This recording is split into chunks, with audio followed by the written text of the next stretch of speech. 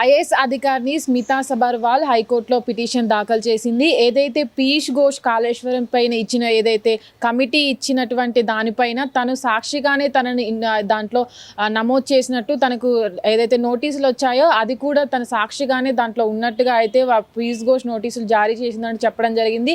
ఇప్పటి వరకు తనను ఏదైతే దీనిపైన విచారణ చేయాలంటూ నోటీసులు జారీ చేశారో దాంట్లో కూడా పీయూష్ ఘోష్ తన పైన అధికమైన ఆరోపణలు చేస్తూ ఉన్నారంటూ కూడా తను పిటిషన్లో అయితే చెప్పడం జరిగింది. అయితే ఇప్పటి వరకు ఏదైతే కాళేశ్వరం ప్రాజెక్టు పైన విచారణ జరిపి పీయూష్ ఘోష్ కమిటీ ఏదైతే కోర్టుకు ప్రభుత్వానికి అప్పచెప్పిందో ఏదైతే దాంట్లో ఉన్నటువంటి దాంట్లో కూడా ఎవరైతే ఐఏఎస్ అధికారిని స్మితా సబర్వాల్ ఉందో తనను ఒక సాక్షిగానే తను చేర్చినట్టు, తనను ఆ సాక్షిగా చేర్చినప్పటికీ కూడా పీయూష్ ఘోష్ కమిటీ ఏదైతే ఉందో దాంట్లో కూడా స్మితా సబర్వాల్కి దీంట్లో కూడా భాగం ఉందన్నట్టు కూడా ఆరోపణలు చేస్తున్నట్టు, ఈ ఆరోపణలు కూడా కోర్టు ఆపాలంటూ కూడా తను పిటిషన్లో దాఖలు చేయడం జరిగింది. అయితే ఇప్పటికే ఏదైతే అప్పుడు బీఆర్ఎస్ పార్టీ ఏదైతే కాళేశ్వరం ప్రాజెక్టు నిర్మించాలి అన్నప్పటి నుంచి కూడా స్మితా సబర్వాల్ బీఆర్ఎస్ పార్టీ కేసీఆర్ ఎవరైతే ఉన్నారో ప్రధాన కార్యదర్శిగా ఎంపిక అవడం జరిగింది.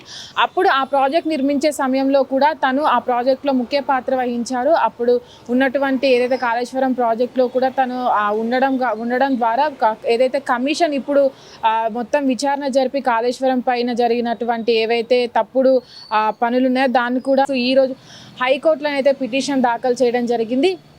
ఇప్పటి వరకు తనైతే తెలంగాణలో ఏదైతే టూరిజం ఉందో దాంట్లో అయితే ఉన్నారు. అయితే ఇప్పుడు ప్రస్తుతం తను ఏదైతే పిటిషన్ దాఖలు చేశారో ఇప్పుడు ప్రభుత్వం కానీ అటు కోర్టు కానీ తనపైన ఎలాంటి చర్యలు తీసుకోకుండా కోర్టు మధ్యంతర ఉత్తర్వులు జారీ చేయాలంటూ కూడా కోర్టుకైతే అప్పీల్ చేసుకోవడం జరిగింది. అయితే ఇప్పటి వరకు ఏదైతే కాళేశ్వరం ప్రాజెక్టులో జరిగిన వాటికి కానీ తనకు ఏదైతే అక్కడ ఆరోపణలు ఎదుర్కొంటున్నారో దానికి కాళేశ్వరం దానికి ఎలాంటి సంబంధం లేదు.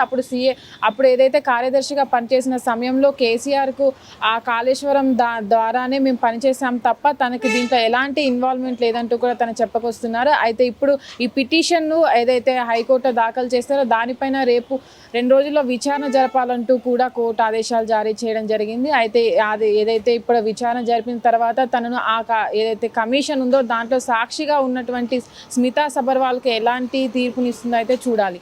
కెమెరామెన్ అనిల్తో Nagavani, hit TV, Hyderabad. Hit TV app ఇందులో short news, live news, entertainment shows, movies, digital magazines తో పాటు మీ జిల్లా వార్తలను కూడా ఫ్రీగా చూడొచ్చు.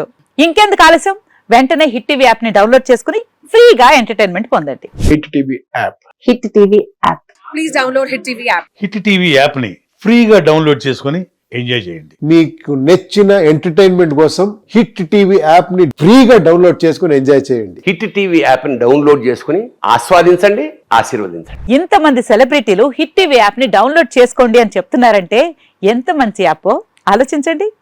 అమెరికా అమెరికాలో చదవాలనుకునే వాళ్ళకి విశ్వసనీయమైన పేరు మన శౌర్య కన్సల్టెన్సీ. UK లో 1 year masters, UK లో 1 year masters, 2 years work permit up to 5 years visa. Contact Shaurya Consultancy. Contact 89851 89851.